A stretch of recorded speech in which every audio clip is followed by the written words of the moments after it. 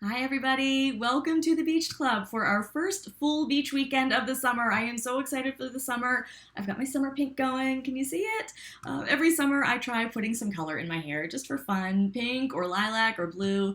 It unfortunately never lasts very long. I don't know if it's my hair or what. My hairdresser tries all kinds of different types of color and different ways of putting it in. For whatever reason, it doesn't last me longer than a few days before it fades. But while it does, it looks pretty. I like it. It's just something fun for summertime.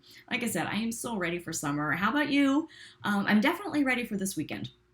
We have a graduation party to go to on Saturday. I'm sure a lot of you are in the midst of graduation parties these days. Congratulations to all the graduates out there. It's an exciting time for everybody. I used to work in higher ed, and I loved working graduation weekend. All the graduates and their families were so happy, so excited. There was such a positive vibe. It was a great day to be on campus. I loved it. So anyway, with that in mind, I thought it might be timely and appropriate for our Bonfire Beach history class today to focus on Palm Bay Academy, the local private boarding school in Bonfire Beach that plays a pretty significant role in bonfire society and what's going on in the Beached books. After that, I will bring you up to speed on book 3 and we'll do our giveaway for the week. Oh, that reminds me. It was brought to my attention that I accidentally gave the incorrect date of last week's giveaway. The deadline was actually May 29th. In the video, I said May 19th, and I didn't even catch it when I played it back to check it before uploading, so I apologize. I am so sorry. I will make doubly sure to give you the correct deadline date this week, I promise. So, history class. Palm Bay Academy, as I said earlier, is the private boarding school that all kids in Bonfire Beach between the ages of 4 and 18 attend. Back in the day, when the founding fathers of the new Bonfire Beach established the school, they did so with the intent of giving their offspring the very best possible education in the most exclusive of education facilities. Same kind of thinking that went into overhauling Bonfire to meet their own needs in the first place. There was admittedly a great deal of, shall we say, snobbery that went into the thought and planning of Palm Bay, that thought being that their children wouldn't have to rub shoulders with those who couldn't afford to rub shoulders with them. There was also a great deal of old school thinking in that children should be seen and not heard, and in this case, they wouldn't have to be seen at all. Palm Bay Academy was founded with a lower school, serving grades preschool through 5th on a day school basis, meaning students still lived at home and traveled back and forth to school each day.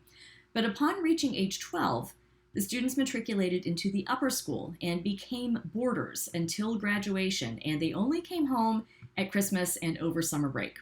School was even placed not in Bonfire Beach, but in a small town not far away, but far enough, called Biancaville. So it really became a case of out of sight, out of mind. Palm Bay Academy, as it was established, served the needs of the Bonfire Beach elders well enough when the bulk of the village population was young enough to have kids of school age. Over the years, however, the population has aged, and the village has gradually become more of a retirement community, which means that in order to stay afloat, Palm Bay has lowered its sky-high tuition rates and opened its doors to welcome students from Biancaville and from Hurricane Beach. Today, the Bonfire kids are outnumbered by the very student population the school was established to insulate them from. But the stellar reputation of Palm Bay Academy has remained intact, and it's easily one of the most reputable private schools in the area. The grades are still divided into the original lower and upper schools, and the 5 original dorms are still open and at capacity, but boarding is no longer an upper school requirement. That's allowed Palm Bay to accept a larger number of students.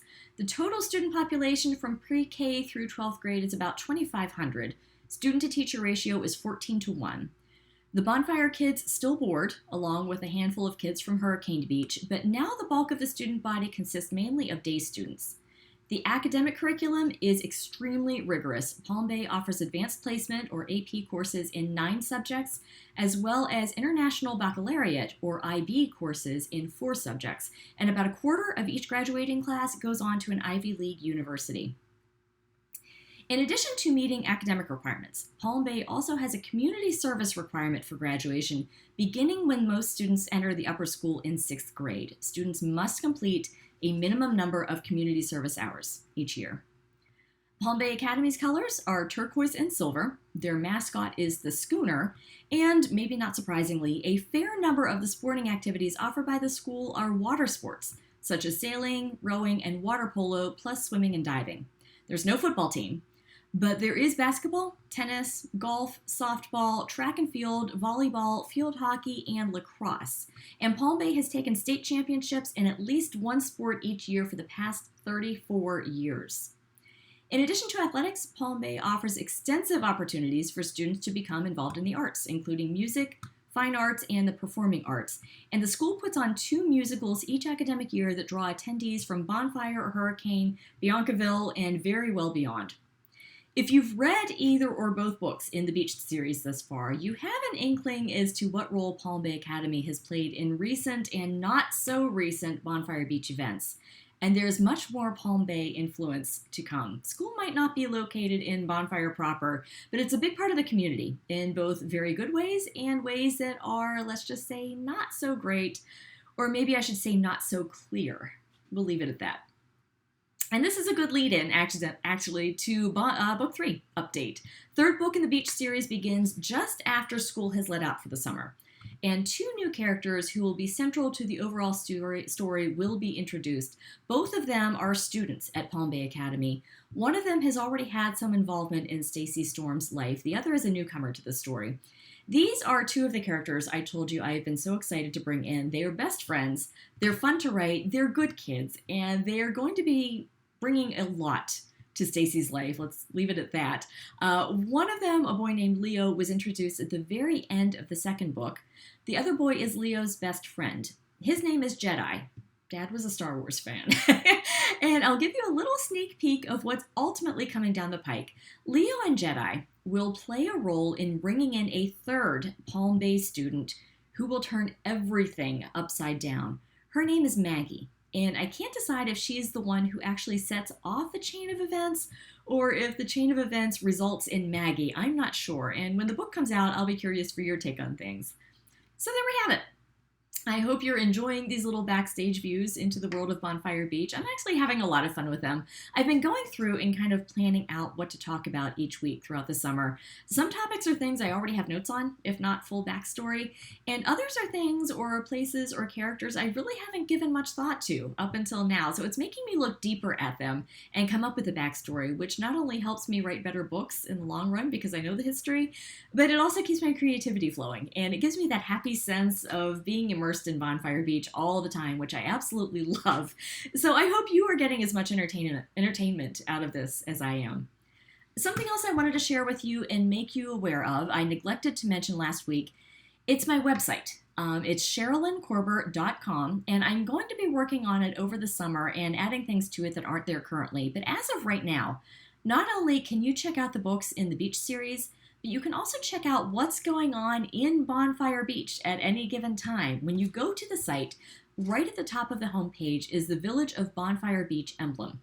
If you click on the fish, it'll take you to the This Week in Bonfire Beach page, where you can see advertisements for local businesses, goings on around town, current specials at Cafe Peach Street, which is the local coffee house, that week's classic beach movie, which will be showing at the Hurricane Beach Boardwalk. Again, just something fun to make Bonfire Hurricane feel even more real and even more fun. You can also send me a message through my website if you'd like, join my Facebook writing group, sign up for my newsletter. Come check it out and keep checking back to keep up with Bonfire activities and see the changes to the site. Again, it's SherilynCorber.com. Also, don't forget to stop by my oh my gosh, I can't talk today. Don't forget to stop by my Facebook page for 80s on the 8s installments. That's where I post a chapter summary from whatever vintage 1980s young adult series we're reading on every date that ends in 8. This is what we're reading right now. Can you see it? We are up to chapter 9 on Getting Experienced, which is the first book in the Sunset High series by Linda A. Cooney. So we've got that going on, lots of things going on. I hope you stop by and check everything out. I would love to have everybody involved. I have a lot of fun putting everything out there, so I'd love to make sure that you're having some fun with it too. So I think we're up to giveaway time, which is where you get to share with me and I get to learn something about you. Something I've already learned from last week's giveaway.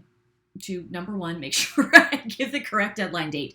But I think I need to extend the deadline too. I need to remember that people are busy on weekends, especially on summer weekends. So only giving until Sunday to enter for the giveaway isn't practical. Also, again, old person learning curve when it comes to social media, I've discovered that it's not always possible to contact somebody through YouTube to let them know that they've won. So I'm going to be adding a little bit to the rules of entry. But first, today's giveaways are a Bonfire Beach logo decal. Like I said, we're doing this every week. There's always a chance to win one of these. Here is what it looks like, put on paper so you can see it. Here is what you would actually get. You can apply it to anything that you would like to apply it to. And we are also giving away a signed copy of the second book in the Beach series. This is 102, Low Tide. I have a few things en route that haven't been delivered yet that I want to get my hands on first and see if they'll actually be appropriate up to par for future giveaways. If they are, that's something to look forward to. For now, for today, I'll be giving away a decal and a signed copy of Book 2 in the Beach series. Only one giveaway per person. You can enter to win both, but you only get one. Winners will be chosen at random. If you'd like to win the decal, comment below, and we'll tie it back to today's Bonfire history lesson. Tell me what your school mascot was, or is, if you're currently in school. And if you would like to win the book, comment and tell me what books are on your summer reading list. So for the decal, school mascot, and for the book, summer reading list. Tell me what you're going to be reading this summer. Like I said, winners will be chosen at random. Please also provide some method for me to be able to reach you and notify you if you win. It can be an email, it can be a social media handle for Instagram or for Facebook. If you're somebody who has a YouTube channel of your own or otherwise has an email address connected to your YouTube account, please make me aware of that. I can reach you that way. I just need some way of getting in touch with you. This time around, the deadline to enter will be Tuesday, June 7th. I am checking the calendar just to make sure. Tuesday, June 7th. And I have triple checked, got it right. Tuesday, June 7th at 7 p.m. Eastern Standard Time. All entries must be received by that time and that date. All right, everybody, that's it for this week. Thank you for stopping by the Beach Club. Have a great beach weekend. I will see you next Friday. Take care.